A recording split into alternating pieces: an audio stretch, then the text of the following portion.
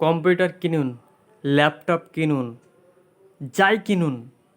যাই কিনুন না কেন, সেটাকে আপনি ভালো কাজে ব্যবহার করুন।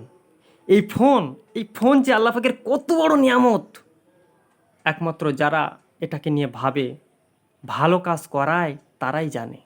আলহামদুলিল্লাহ, আমার তো মনে হয় আমাদেরকে আল্লাহ পাক এই ফোন দিয়েছেন, আমরা বিশাল ভাগ্যবান। তুমি দেখুন না, একটা ছোট্ট কাজের জন্য এক্ষুনি যদি প্রয়োজন হয়, এক্ষুনি 3 নদী পার হয়ে ঢোলখালি যেতে হবে।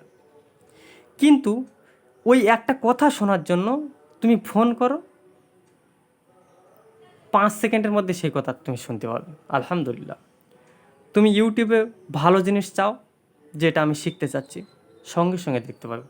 কম্পিউটারে তুমি সার্চ করো, গুগল সার্চ করো, সঙ্গে সঙ্গে আল্লাহ পাক তোমার ভালো জিনিস দেখাবে।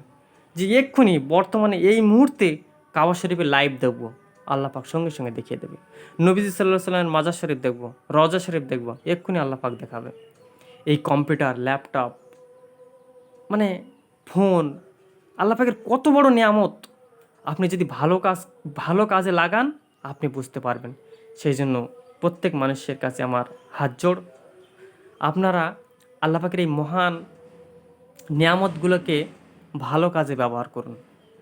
কখনো কোনো খারাপ কাজে ব্যবহার করবেন না। আপনার ছেলেমেয়েরা যদি ফোন দেখতে চায়, ভালো কিছু ছেড়ে দিয়ে ওদেরকে দেখান, যে বাবা এইগুলো দেখো, এইগুলো শেখো। দেখবেন এই সোনামানিকগুলো ঠিক ওই রকমভাবেই শিখবে। আল্লাহ পাক আমাদের সবাইকে বোঝার তৌফিক দান করুন। আল্লাহুম্মা আমিন।